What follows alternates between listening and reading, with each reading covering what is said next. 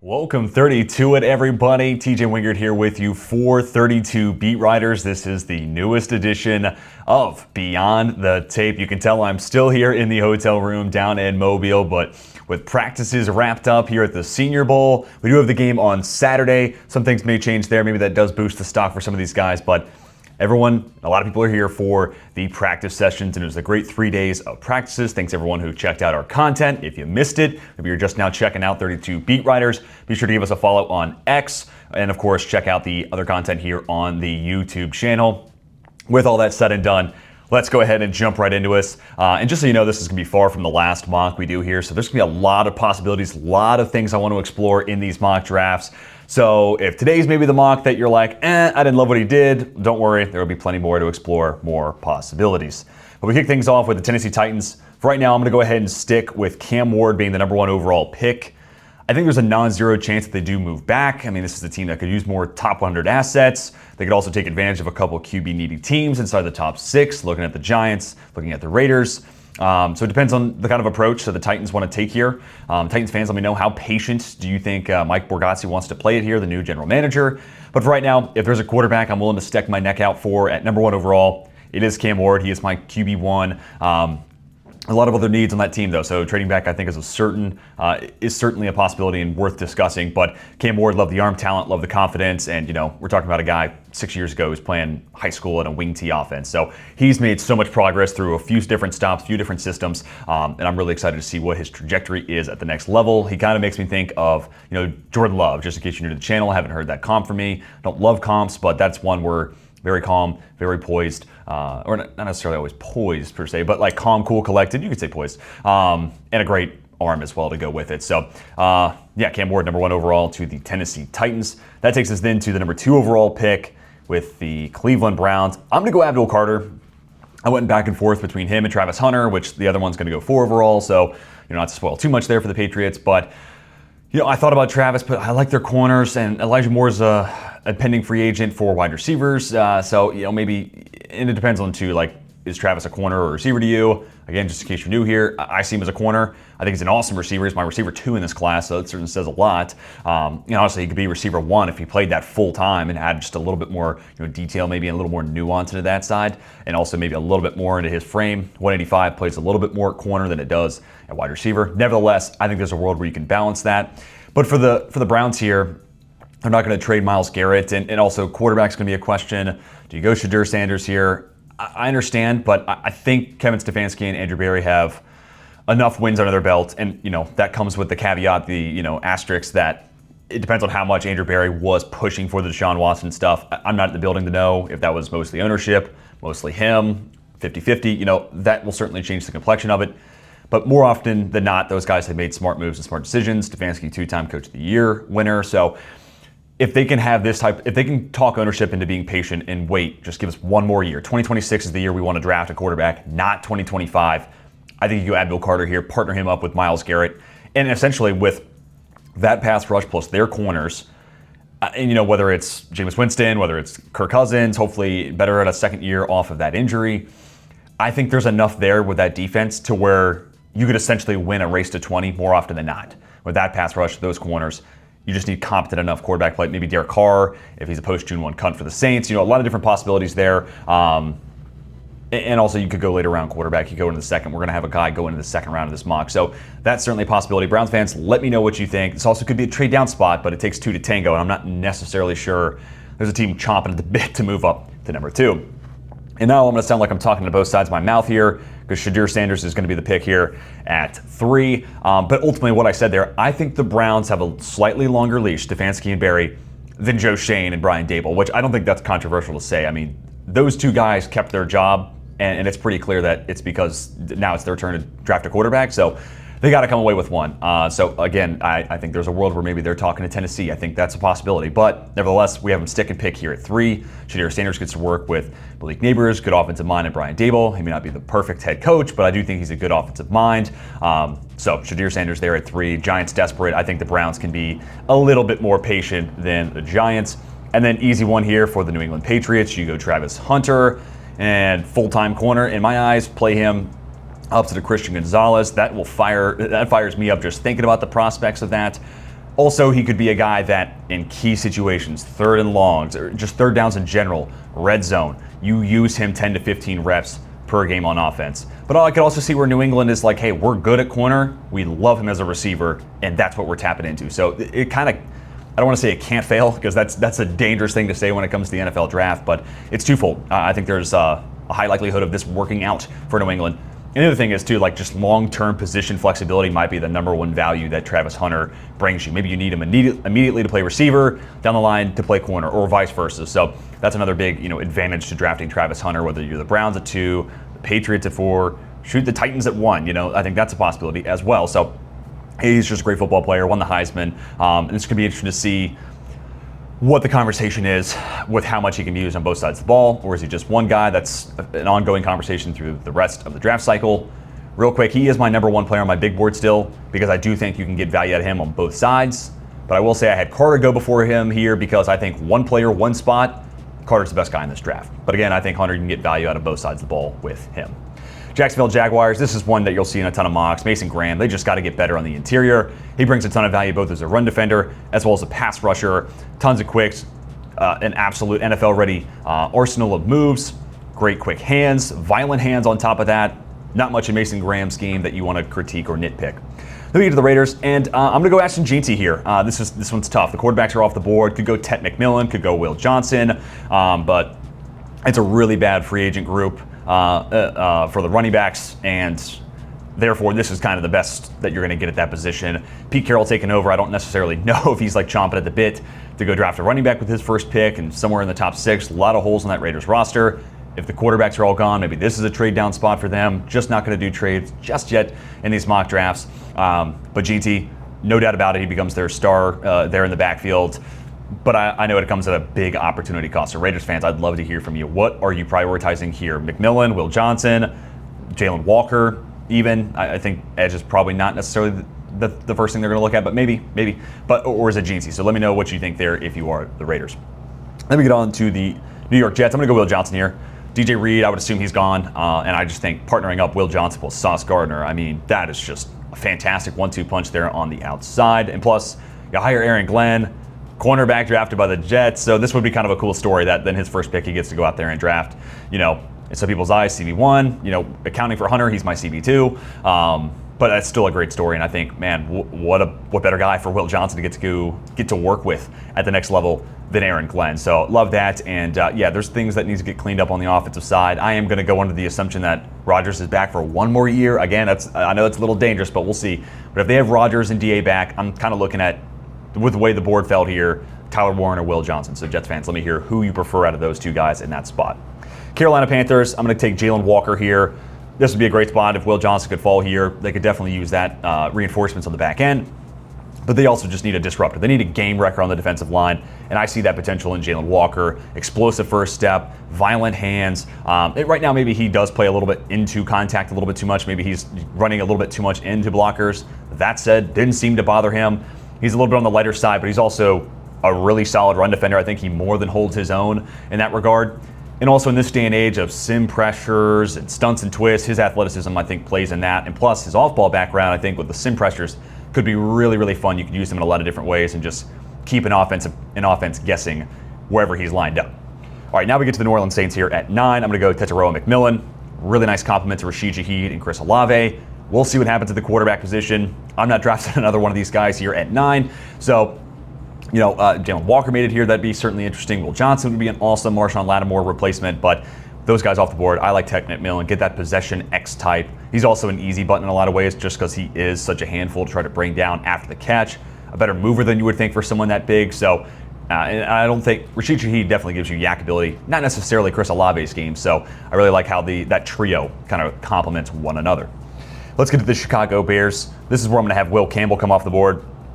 Whether it's guard or center, I've seen some people float that. I think that's interesting. Or even tackle, right? Like Braxton Jones has been solid, but it always feels like that sentence finishes with solid for a 5th rounder, which to me, if you have to make that caveat, is that something that you then want to look at upgrading? So I think whether it's left tackle, left guard, or center, Will Campbell is stepping into a starting spot next year if he's drafted at number 10 overall by the Chicago Bears. Other offensive linemen certainly in play. I'd be curious to hear what your thoughts are. Who's your OT1? But I think, typically you want to prioritize position value for sure, but even if guard is where Will Campbell plays, I think he's just the best offensive lineman in this class. So for the Bears, with how big of a need that is, I think this is one of the rare times I'm going to tell you to don't worry about the position value, just draft the best guy for that unit. Let's get on to the San Francisco 49ers. I'm going to have Kelvin Banks Jr. be the pick here. Some conversations, is he a guard, is he a tackle? And we'll see what happens with Colton McKivitz too. Maybe there's a world where Kelvin Banks flips over to the right side and becomes the replacement there. But I also see a world with Aaron Banks hitting free agency where you just play Kelvin Banks at left guard, and then whenever Trent Williams decides to hang it up, hopefully you've developed Banks more and more over the course of that time, and then he can slide over and be your Trent Williams heir apparent. So I think there's some immediate value here for the 49ers as well as long-term value with drafting Kelvin Banks at 11. Dallas Cowboys, a lot of the same stuff here when it comes to drafting for a replacement. You don't always want to do that, but also Jamar Stewart's actually the number 12 player on my big board. He may even slide up to number 10. I'm kind of tinkering with my big board, but it's just a small couple of tweaks there. But he's either player 10 or player 12 on my big board at the moment, and that's the exact spot I have him going here at 12, that is, for the Dallas Cowboys. Tank Lawrence, soon to be free agent. Maybe there's a way where they restructure a deal or bring him back on a lower number. The Chargers kind of have the same spot with Joey Bosa. So there's sometimes where these situations work themselves out. A guy wants to stay in a spot, and if that's the case, you also have Marshawn Nealon. You also have Sam Williams, but Jamar Stewart with his power and length, you're getting all four spots on the defensive line versatility from this guy. And he was great here at the Senior Bowl, so I'm going to be highlighting these guys who really stood out here in Mobile, and Jamar Stewart was definitely one of those guys, so much so he opts out of practice on day 3 and won't play in the game on Saturday. So it was that type of week for Jamar Stewart, and I think there's a world where you can work with Parsons, Nealand, Williams, and Stewart, and also some of those guys have had injury history. So don't always count on guys being 100%. I really like Jamar Stewart and how much versatility and how much I think he complements some of those other guys for that Dallas defensive line. Also a great run defender too. So I think like early down guy, you can trust him right away. All right, let's get on to the Miami Dolphins. Look, that interior defensive line, I think Zach Sealer is a good player. Calais Campbell, the ageless wonder.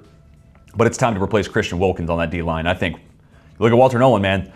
Here at Mobile, if he was on the field, there wasn't a single player getting off the ball quicker than Walter Nolan. And there was a lot of guys who had a great week here, no doubt about it. But Walter Nolan was a standout player in his quicks play. He's also got good power, right around that 300-pound mark as well. So in a lot of ways, like I said, I think this is your Christian Wilkins replacement, standout player against the run, but also his gap shooting ability and his quicks are going to give offensive linemen, gap shooting abilities can be great against the run, and his quicks are just naturally going to be a headache for opposing offensive linemen, especially when it's 3rd and long, right? Like let this guy pin his ears back, it's going to be a handful. But that being said, he also has a lot of power in his profile, and really just coming off a breakout year now at Ole Miss after 2 years at A&M too. So I think there is room for his pass rush portfolio, so to speak, to grow. But he's this up and coming. I want to get on this growth curve while I can, right? Like I want to get him while he's on the upswing, and I think the Dolphins are a good spot to do that here at 13. To the Indianapolis Colts, everyone stay with me. Tyler Warren, if you make it here, you are Indianapolis Colts. And this one's just easy, so I'll be pretty brief here, but brings blocking value. He's also middle of the field guy that will hopefully make life easier for Anthony Richardson if it were to play out this way. And it's one more weapon to an offense that has a lot of really good receivers, but I just think Warren brings you value in a different part of the field. Also a really good yards after the catch threat. Again, trying to get some easy buttons in that Colts offense, trying to get that completion percentage up for Anthony Richardson, right? So I think this just adds that much more dynamism to that Colts offense. And all of a sudden, it's almost kind of like the Packers of a couple of years ago where it's like, you know what? They got a lot of dudes. They got a lot of depth. They're actually really solid. And honestly, where the Colts are at right now, Michael Pittman, I might like him more than some of those Green Bay guys. Warren, Tucker Kraft's awesome, but superstar potential there for sure. So you almost kind of look at those situations and a lot of depth, but almost maybe the Colts have a little bit of a trump card there. I don't know. I'll let the Packers and the Colts fans argue about it in the comments section. All right, let's get on to the Atlanta Falcons here at 15. I don't know if you heard of this guy named Mike Green. He had one of the standout reps down here at Mobile against Josh Connerly, albeit at right tackle, so give him some grace, but we'll come back to that here in a little bit.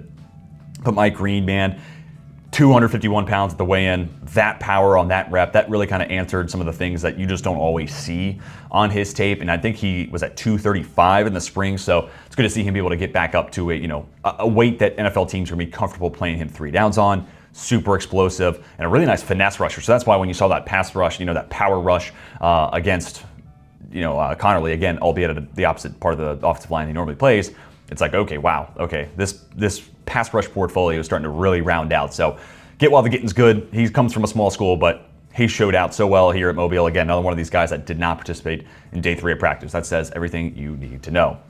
To the Arizona Cardinals, this one's a pretty easy one, and it'll probably be one that I do a lot the rest of the draft cycle. Kenneth Grant, they just need to get better on the interior defensive line.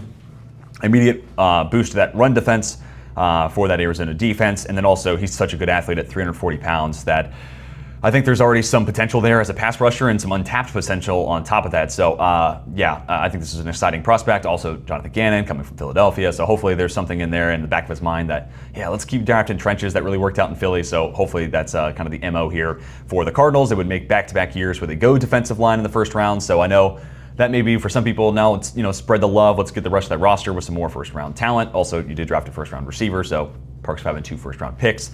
Really like Kenneth Grant as an addition to that D-line in Arizona with guys like Robinson, Ojulari, Dennis Gardeck, so on and so forth. All right, to the Cincinnati Bengals. Really thought about Luther Burden here, but I'm going to stick with this for this mock draft. I could be wrong, and 32 beat writers, we were, Twitter kind of blew up yesterday, talking about the T. Higgins. Will he, won't he be back in Cincinnati? And right now it kind of feels like, since he's waffling on that proposition right now, I'm going to say he's back though. I think they make it work. If Joe Burrow's, at the press conference really kind of quote unquote pounding the table for it, I think they're going to make their franchise quarterback happy and they're going to get it done. And what does that mean for Trey Hendrickson? That's kind of up in the air and we'll see. But if there's a world where they can get both those guys back and then partner James Pierce Jr. up with Trey Hendrickson, my goodness, I think that pass rush in Cincinnati is going to be a whole heck of a lot better next year. Still need to see those guys on the interior improve, no doubt about it. Sam Hubbard, though, he's going to be one of these guys that's a pretty logical cap-saving cut. Sometimes these cap casualties, it sucks. Hubbard's not, he's a great person, and it's obviously Ohio State to Cincinnati, so a lot of things to like there. But the money's got to make sense. And replacing Sam Hubbard with James Pierce Jr. That's a huge leap forward in the pass rush game. So love that fit there. Again, thought about Luther Burden. It's just going to come down to what happens with T. Higgins, which we'll kind of come back to that a little bit later on as well. Seattle Seahawks here at 18. Okay, now I'm going to go Josh Connerly Jr., which I know Seahawks fans are going to be like, wait a minute, didn't you just say that right tackle rep was one of the standout reps for someone else, right? And he got bulldozed? Yes. This is also the first time. He's got let's pull it up real quick. I think he's got 4 college snaps at right tackle. No, he's got 2 college reps at right tackle. So this was kind of the first week where he got to explore that. And NFL teams, that's part of the Senior Bowl. We're going to put you in uncomfortable spots just to see how much we can expand that comfort zone and break the shell, so to speak. And that being said, he's one of the youngest players in this class. He's going to be 20 years old by the time he's drafted, 21, throughout his rookie season. And the growth from last year to this past season at Oregon, I look at that development and how much more confident he is as a pass protector. And I want to get on that growth curve. Same thing I said earlier about Walter Nolan. I want to get on these young guys, but I want to jump onto the progression train here. I want to see these guys continue to improve. So yes, we're asking him to flip over to the right side, but while you can get this guy on his upswing, I think you jump on it. And to me, I know that 1 rep against Mike Green, but I thought he looked really good here. Down at Mobile, of course, I'll have to go back and check out the All-22. There's only so much you can see, and one-on-ones going on both sides of the field. So maybe there's something I missed there. If you saw some reps that concerns you, I'd love to hear it, especially if you're a Seahawks fan, let me hear it. But I like Josh Connerly Jr. Abe Lucas can't stay healthy. Yes, you're asking him to flip over to the right side, but with rookie camp, training camp, I think you can get him there. And this guy's on the up and up, and I want to jump on that as soon as I possibly can. All right, to the Tampa Bay Buccaneers at 19. Let's go Mykel Williams. This is just a team that desperately needs edge rush. I think he's a nice compliment opposite of Yaya Diaby, who wins with speed and finesse. Mykel Williams, a guy you can move all across the defensive line, wins with power and length. And he's also a guy that's kind of hampered by how Georgia uses him, more 4-eye than letting him play wide. And we'll see what the combine is. It's going to be hard to say he's going to be as good of an athlete as Trayvon Walker, because Walker's 95th percentile plus in just about every athletic measurement and just testing possible. But Mykel Williams, to me, I think is a more developed pass rusher than Trayvon Walker. So it's kind of an interesting trade-off there. But yeah, they just got to add to that. Really, they're going to add to that front 7 here in this mock draft, and it starts with Mykel Williams.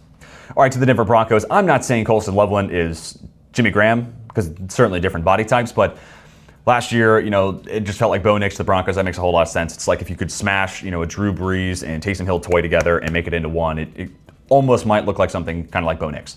And I said that all last draft cycle.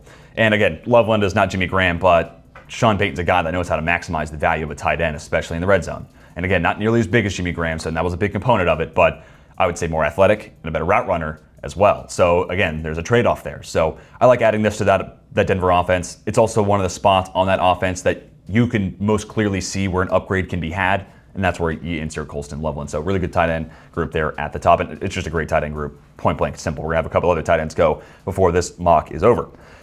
To the Pittsburgh Steelers here at 21. This is where I'm gonna have Luther Burden come off the board. I think with going Burden here at 21, there's still a world where, granted, Arthur Smith does not use a whole lot of 3 receiver sets, so I say this and there's not a whole lot of overlap, more than likely, where we're gonna see George Pickens, Luther Burden, and Roman Wilson on the field at the same time. That being said, if you go Emeka Egbuka here, you're almost just saying, yeah, we're done with Roman Wilson. I think Egbuka is probably the better version of what Roman Wilson brings to the table. That being said, I don't want to just throw away a 3rd-round pick after 1 year. So I'm going to use Luther Burden here at 21. Love the yards after the catch ability. Also, good speed, be able to threaten over the top of defenses. We'll see what happens at quarterback. That's also going to be the other part of this. But if it's Justin Fields and you can give him an easy button, get the ball out quick, let Luther Burden be a handful after the catch, I think that certainly helps. This is another one of those teams, kind of like Cleveland, funny enough, 2 teams in the AFC North. They kind of play this way anyways. But with Fields under center, if it is that direction, add a Luther Burden. You could definitely go corner here too, but add a Luther Burden. I think there's enough there to where you could probably win a race to 20. But it is a team that needs to add to the secondary, so that is absolutely paramount, and we're going to do that in the 2nd round with one of the guys I got to talk to this week down in Mobile. All right, to the Los Angeles Chargers. Fire me up. I'm loving the fit of Amari Hampton. I've had it happen in a couple of 2nd rounds, but man, Hampton's just such a good football player that I'm not entirely sure he makes the Chargers' 2nd round pick. Could be wrong, but you move on from Gus Edwards, you save the $4 million, you bring back J.K. Dobbins on a 1-year deal, and then it's a backfield of Dobbins complementing Hampton, Kamani Vidal sprinkled in there, specifically as maybe the pass catcher out of those 3. And then realistically, like no disrespect to J.K. Dobbins, great year. He was nearly the first 1,000-yard rusher since Melvin Gordon. Wrap your head around that one. But it's probably a 1, maybe max 2-year deal. So long term, you're looking at Hampton and Vidal probably as the lead guys in that backfield for Los Angeles. And I love that 1-2 punch. I think it's going to be, I think if Hampton's there at 22, Greg Roman's going to be not just pounding the table, he might break the table. He might go Bills Mafia on that bad boy to try to get Amari Hampton there in Los Angeles. All right, let's get on to the Green Bay Packers next up at 23. I'm going to go Trey Amos here. He dropped out after 2 days of practice. He's another one that I just want to double check the All-22, but he was one of our first interviews here. And from the first 2 days, what I saw was pretty good, but I can't say, again, I'm bouncing back and forth from both sides, trying to see as many one-on-ones as I possibly can. So I can't say that I saw each and every rep, but his body, arm length, and just really man coverage prowess, both at Bama and then Ole Miss this year.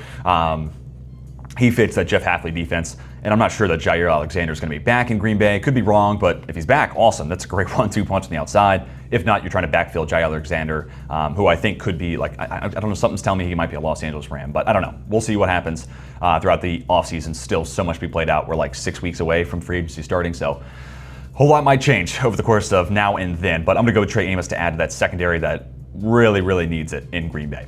All right, Minnesota Vikings, you're next up. I'm going to go Jahdae Barron, cornerback from Texas, and he's a guy that's played safety, nickel, and outside. And part of the reason I like this is Cam Bynum, Stephon Gilmore, Byron Murphy Jr., all free agents this upcoming year. So there's just a lot of potential holes. I think Bynum's going to be back, but still, those 2 corners leaving, and Byron Murphy, a guy who's played the nickel. Josh Metellus has been used there too. I just like the inside-out flexibility that Jahdae Barron brings to that Minnesota defense. Also, a more than willing tackler and a good blitzer too. So naturally, you just start thinking about, oh man, what could Brian Flores do with Jahdae Barron? And that starts to become an exciting prospect. So Jahdae Barron then goes 24. All right, next up, let's give the Houston Texans Emeka Egbuka. Thought about interior offensive line. Gray Zabel, this is kind of like where we start, like maybe the single biggest winner out of the Senior Bowl this week. A small school guy that looked awesome at all 3 interior offensive line spots. Certainly would make some sense here to go Houston, Gray Zabel, but I'm going to go with Emeka Egbuka. I can see a world where they're hesitant to sign Stephon Diggs, creeping up on 30, coming off an ACL injury. You know, it depends on what the money is. And then I love Tank Dell, but and Egbuka gives you inside-out flex. So even if Tank Dell does get back to 100%, but as much as I love Tank, you know, the last 12 months, 2 major knee injuries, and then even if you put the gunshot, you know, aside, because you know he's probably back to 100% off that. But 2 major knee injuries with his play style, it's hard to guarantee he's going to be the awesome player that I was so pumped to see go to Houston in the 3rd round, right? Like he was one of my, I think he was my receiver 6 that year. Might have been receiver 5. I had to double check, but I'm a huge Tank Dell guy, and he was great here at the Senior Bowl a few years ago. But it's just, I don't think you can always guarantee that he's going to be able to come back and be the same dude. So I'm going to go with Mekhi Egbuka, a little bit of insurance, and it's also Ohio State guy reuniting with CJ Stroud. That's a pretty fun storyline in and of itself. Then I'm going to have Benjamin Morrison come off the board here at 26 to the LA Rams. Again, I can see world where it's Jair Alexander, but even if it is, Jair Alexander plus Benjamin Morrison would be freaking awesome for a secondary that was pretty abysmal throughout the course of the season. And if not for a awesome pass rush led by Verse, Kobe Turner, Braden Fisk, and Byron Young, I think that secondary might have been even more exposed, right? And this, all of a sudden, the narrative could have been, oh yeah, the Rams got to double up at corner. They got to sign a guy and draft one, maybe two, So I think that pass rush helps hide some of the weaknesses there on the back end. But also, if you watch the Rams this year, I think you saw it. So with or without Alexander or someone in free agency, I think they're going to definitely dabble into that market. I think you add Benjamin Morrison, who we're waiting to see more about that hip injury, but when healthy, man press, super fluid, and again, the hip injury is going to be a bit of a question mark because he can flip his hips and turn and run with the best of them. So really like the prospect, just waiting to see more about where that injury status is at. 27th overall pick is going to be Josh Simmons in this latest 2-round mock from 32 beat writers. Simmons to the Ravens, Ronnie Stanley hitting free agency, a lot of injuries, and of course, right before he hits free agency, he finally gives him a full 17 plus games, including the playoffs. And I could see Josh Jones, he's only played well really at left tackle in the NFL. Maybe they think he can step in that spot. I'd be kind of down for that just to see. But I could also see where they don't want to risk it, right? And Josh Simmons, before the injury, was on his way to potentially being off the tackle number 1 in this class. So love the player, and the Ravens get a little bit of a discount just because he did end the year hurt for the Buckeyes. And then we get to the Detroit Lions here at 28. This is where I'm going to have Nick Scorton come off the board. I like the 23 film more than the 24 film, where he gets to play a little more stand-up, and I also think he came in at a little bit of a lighter weight. Would have loved to see him here at Mobile. Would have loved to see what his measurements and what the weight could have been, and then what he could have done in this loaded defensive line group. But nevertheless, late dropout, and hopefully he does get down to 270, 275. He would still be one of the biggest edge rushers in the class, but at 285, I think you saw some limitations, maybe a little less explosiveness, less top-end speed out of Scorton this year at A&M. But still, a violent player who has a sneaky good spin move, solid arm length. We'll see. We'll get that double-checked there at Indianapolis. But right now, a good power rusher with a big frame, good run defender, and again, a little bit more nimble than you would think. And that kind of comes from his background at Purdue, where I think there was more finesse available in his game. So hopefully he can get back to that weight where he was with the Boilermakers.